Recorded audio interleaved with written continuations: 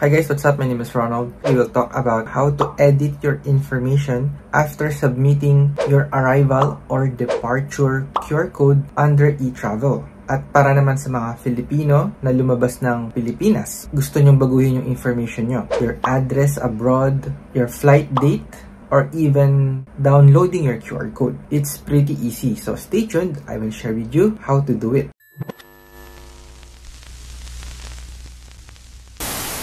If you want to change or update your information under eTravel, you haven't cleared immigration. Hindi ka pa nakakalagpas ng immigration. Make sure na you already have an account under eTravel so that you can follow. If you don't know how to create an account, you can check out my tutorial. Anyway, click sign in and then log in your email and password. In your dashboard, under travel history, piliin nyo kung ano yung gusto nyong baguhin. Choose which travel you want to update. So let's do this for example. Departure. I have submitted February 16. Click View Manage. And then scroll down. Click Edit. So all of the information here, you can actually change your travel purpose, your flight information, even your date of departures. Let's change to 16. And then you can also change your date of arrival. So for example, gawin nating 18. Date of return. So I just choose any date. Press next.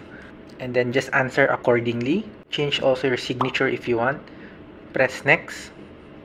So double check your information. Scroll down and then press submit. So andito na yung bago nating departure date, February 16. Okay, don't forget to download this again because this is the updated QR code. Then click home again. Nagbago na siya. This is February 16.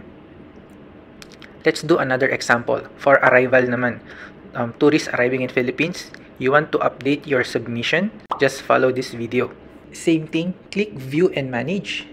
And then scroll down, click edit. So for tourists who have submitted their eTravel arrival, again, you can actually change all of this information. You can update your flight, update the country, and then the date of departure, everything.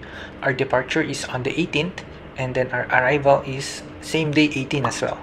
And then press next, answer accordingly. You don't have any baggage declaration.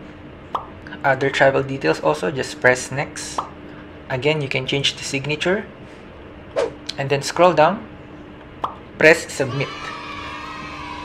So this is now your new eTravel QR code. Notice this date, we have changed this to February 18. And then you head back to your dashboard. So now it's also updated here.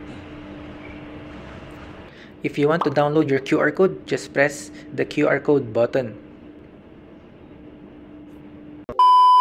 Once you submitted your updated information under eTravel, your travel history will also be updated. Magiging updated na rin yan kung anumang information yung niligay nyo. So before you clear Philippine immigration, you now have your correct information based on what you have changed. If you have any question, just comment down below, or you can message me in Facebook. Please subscribe if you haven't. I will see you in my next video.